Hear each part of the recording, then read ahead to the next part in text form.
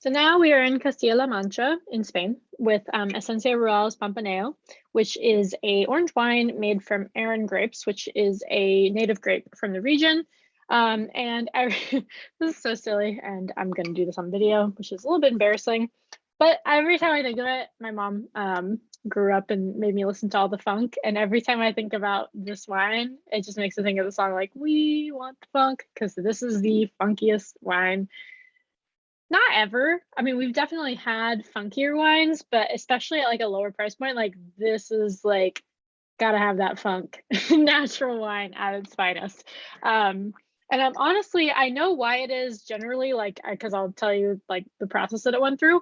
But it's funny because it just looks like your typical everyday orange wine if you know about orange wines.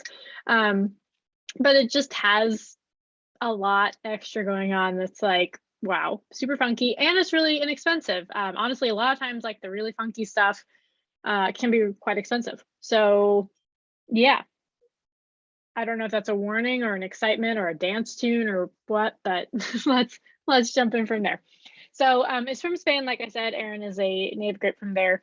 The one of the reasons that it is quite funky, I'm assuming, is A, because it's had a lot of skin contact. Actually, let's start with A. Airen is not a grape that we see that much. It's used in their sparkling wines as well. It's super tasty. It's really great for sparkling wines. Then they do 2 to 6 months of skin contact, which is a lot. It's an exceptional amount of skin contact. They don't add anything to it, which obviously is, great and what we're looking for in natural wine. But then they also do a whole cluster ferment, which means that it gets a little bit more tannin because the stems are still in there and obviously the skins, which is giving it the color. So that's really creating, I guess, like a grippiness. But again, we don't want to get ahead of ourselves, but that's probably what you would be likely to see knowing that. And it also comes from really old grapes. Not that I think that makes it funky or anything, but it just makes it really cool. And it makes me excited that it is as inexpensive as it is, because it's like a wine of quality, but it's just kind of weird. So I hope you like the funky stuff. If you don't, then you'll kind of know like this is a part of the natural wine world.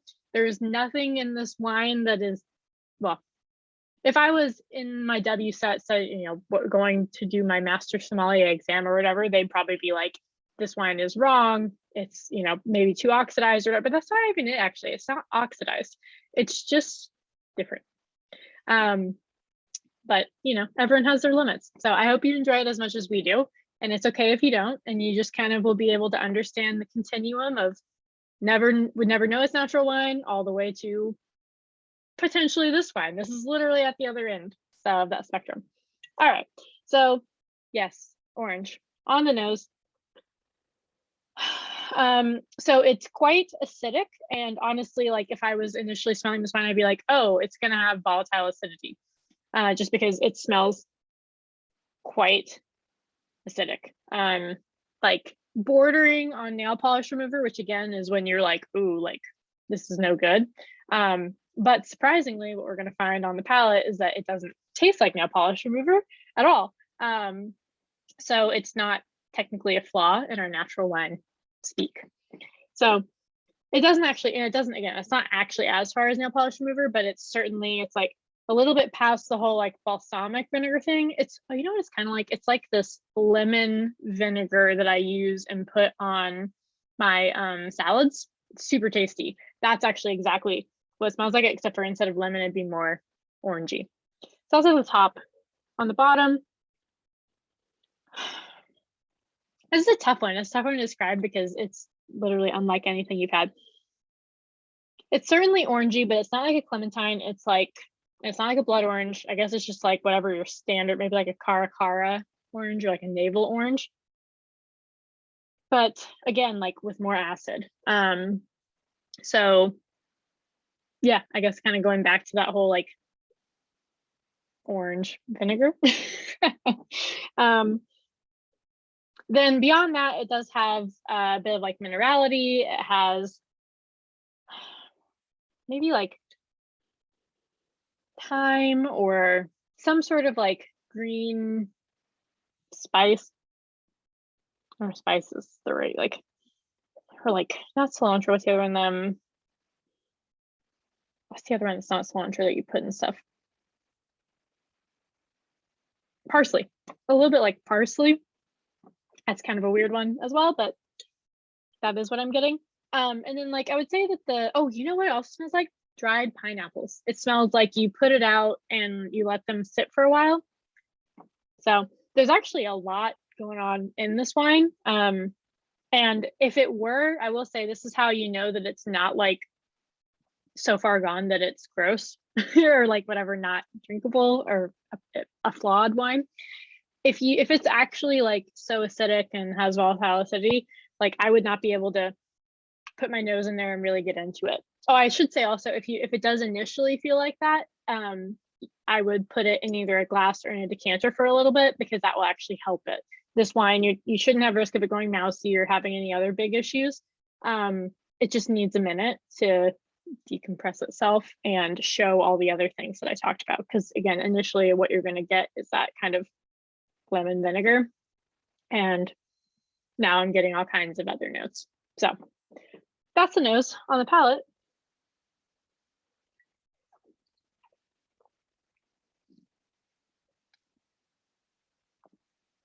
it is zippy, quite zippy.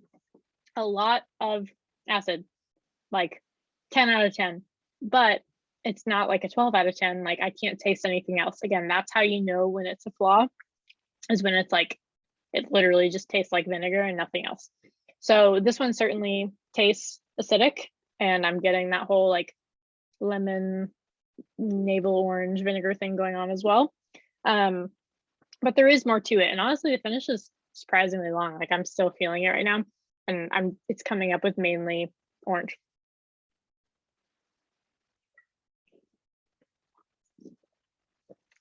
So the body's like medium. It's not as tannic as I would expect for the amount of skin contact that it's had. Or honestly, if it is, it's just, it's not as obvious because there is so much acid. Like my mouth is just watering like crazy. So if it was tannic, it would be kind of combated by that. But yeah, it's not super tannic, very acidic, probably medium bodied. So for pairing it, this one's tricky. This one's definitely the one where you're like, okay, you want me to like show you what natty wine can be? This is like your natty juice.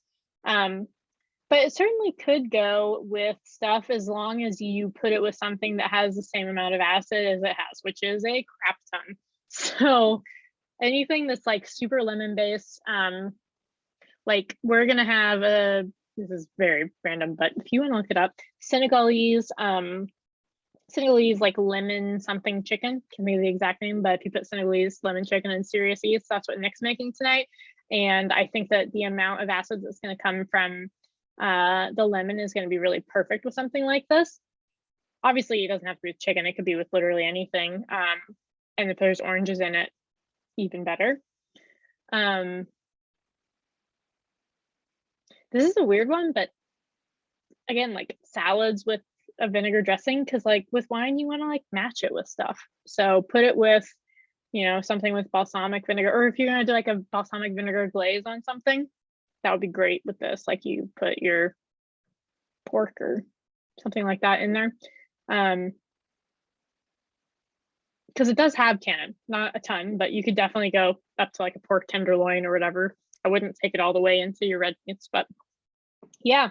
Oh, and I didn't even talk about the way that it looks. It's got it's got all the sediment in it too. So it's literally just, it's everything that is like kind of the horror of the regular world looking at the natural wine world, that they would hate about it. And it is like what people who really are into like the funky stuff of natural wine are like, woo, like check this thing out. Like this thing is delicious. I think that it's not personally my jam completely, because well, that's not true. Depends on what I'm eating. I'm excited to have it tonight with what we're eating, because I think it's perfect. But I would not just pick this wine up and drink it casually, because I do think that it is very specific and needs the right occasion.